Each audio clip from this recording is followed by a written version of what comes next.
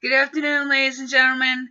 My name is Alona Taraka, and today's segment on WIJT on our YouTube channel is about creating your own budget.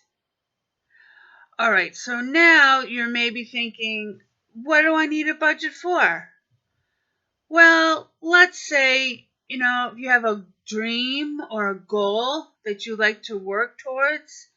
Perhaps by the end of this year, it was one of your New Year's resolutions, or you have a long-term goal that you'd like to have achieved in your life.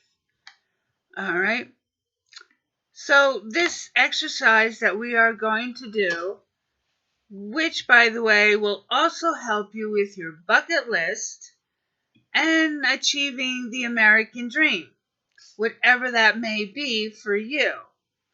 All right.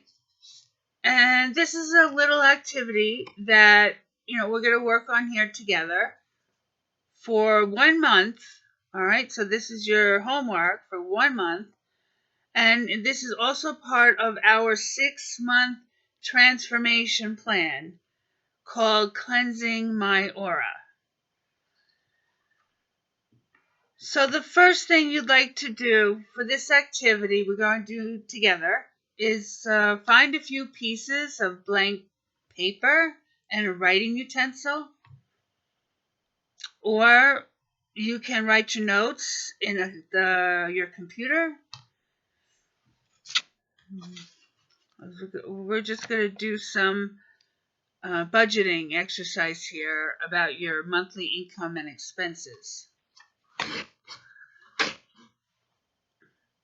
So on the top of your piece of paper, you're going to write today's date. Then at the top, by the date, you're going to write monthly income and expenses.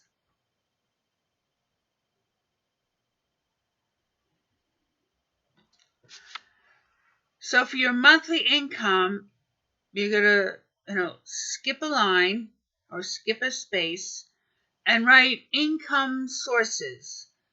So in this space, you're going to write down all of your income sources that you are receiving every month.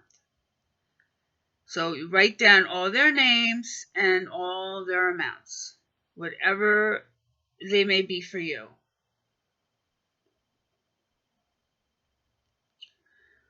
Then you're going to go into our expense report. So the following are going to be different categories of expenses that you may have in your life as you go by day to day. And if you are, by yourself, then you do this activity just for your own, daily life of income and expenses during the course of the month. Or if you have a family, the way to do it is you're going to take, for example, a telephone bill that you receive every month. And it comes in, maybe it's $100 for the month for your telephone. And you have, 5 or 6 members of your family living in the same house. So you're going to divide that $100 by 5. All right. And then your share of that telephone bill is $20. So for you, as you're doing this exercise, is you're just going to write $20 for an expense for yourself. So you understand how that works? All right. So for the first expense that we're going to have is our housing expense, which is either your mortgage payment per month or your rent agreement. Next, you're going to have your property tax category. And then your property insurance category. And some of you out there might have property insurance that is included in your mortgage payment.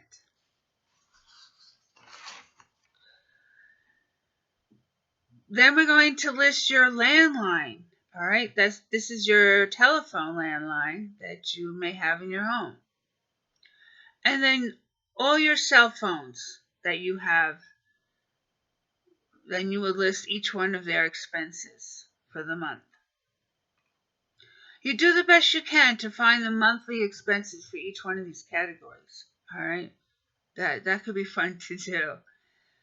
Then you have your electricity for the month, your water bill for the month, and your heating bill for the month. And also keep in mind, if your heat is electric, then it's on your electricity bill. Or some of you may have oil deliveries 2 or 3 times a year. So what you need to do is add up all of those delivery fees or costs. Let's say from last year, you can make an estimate and then take that figure and divide it by 12. And then you just take that monthly amount and put it on this worksheet that we're doing together. Then we're going into your auto expenses. So first you're going to show your automobile payment per month, your automobile insurance, your gas, and then your maintenance. So every month you're going to have all of those expenses for your automobile. Your maintenance expenses may include, getting your oil changed, rotating your tires, any minor repairs. I think that's about it, really, for maintenance. You want to check your transmission oil or transmission fluid. That's what it is. So you just add up all of your automobile expenses. Next, we have your food category. Then we go into your clothing category. If you haven't bought any clothes in the past month, that's fine. Then you just put a 0 there. Next category, we have membership dues. All right. So that means that any organizations that you pay membership dues for, you're going to write that figure next to this category title. And that includes all gym memberships. Next category is subscriptions. So subscriptions are about subscribing to any newspapers or magazines, whether they are e-zine or regular copy that you may find in a grocery store or a bookstore. Next category, you're going to write entertainment, which is if you go to any movies or theater productions, or you want to go out for dinner and try a new restaurant. That's where you would put this monthly expense, is your entertainment. It could be different every month, this expense. So do the best you can to give an estimate of how much you spend on entertainment. Then we have your school loan payment every month. Obviously, if some of you do not have a school loan, then you do not, write anything. You just put the 0.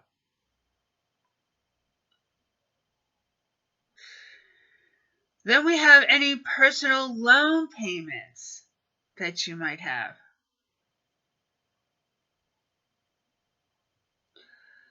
Then we have the internet and any cable expenses that you have. Internet and cable. Now, some of you might have bundle services with a particular company. So they bundle your television, your telephone, your internet, and any other expenses that you may have. And again, you have to look on your bill or your statement and, find out what each fee costs for each device that you are paying for in your household. Then we have your life insurance premium monthly. So you're going to list all your premium amounts for all of your life insurance policies that you may have. And then any other life insurance or other insurance policies, that you may have as well. Some of you have your own business and you're going to show your liability insurance premium as well. So don't forget that. If you have a sole proprietorship, those expenses would be, you can include them on this activity if you'd like. You can do those income and expenses as well. You can divide one for your personal or your professional sole proprietorship. You could do both of that at the same time.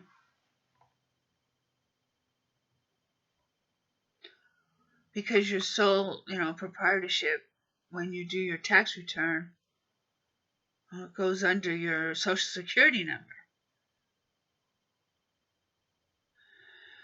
Next is any donations that you make for charities or your place of worship. So that's where all your donation expense would be in that category. That's that category. And then, of course, if there's any health care policies that you pay for per month or dental care, you can list the health care policy and dental care policy with your other life insurance policies. You can put that all together on your activity worksheet here. And then now, finally, you're going to go, oh, wait a second, what if you have pets? Then you put your pet expenses also in this report. And then the next item is our savings and investments. So however amount that you are paying for your savings, then you would place that amount here in this activity sheet. And if you have any monthly investments that you have, then you would also place it under the investment category. Some of you also may have a Roth IRA or IRA that you're paying per month. Or also, this expense, if you have a long-term health insurance policy, that also is suggested to report on this activity sheet with the other insurance policies. So in that space, you're going to show all these different insurance policies. So let's go back to investments. Also, if you have any rental income that you are receiving, now that would go under your income category. If you are receiving rental income from a housing sale that you consider to be an investment. All right, that's where I would place it. But it's up to you. Where it would go under a source of income or investment category. All right, also your stocks and your bonds and your mutual funds and all of that, of course, falls under your investment category. So if any of you have any questions regarding this activity that we did together, please, mention it in the comment section or email us at epii@ymail.com. And please, subscribe and share and click if you like this video. Thank you very much for your time today. I hope you had a great time talking about your personal finance. And we will, review this with you at on March 1st, 2024. So again, this is your homework, and you have 1 month to complete this. All right, have a great day. Bye.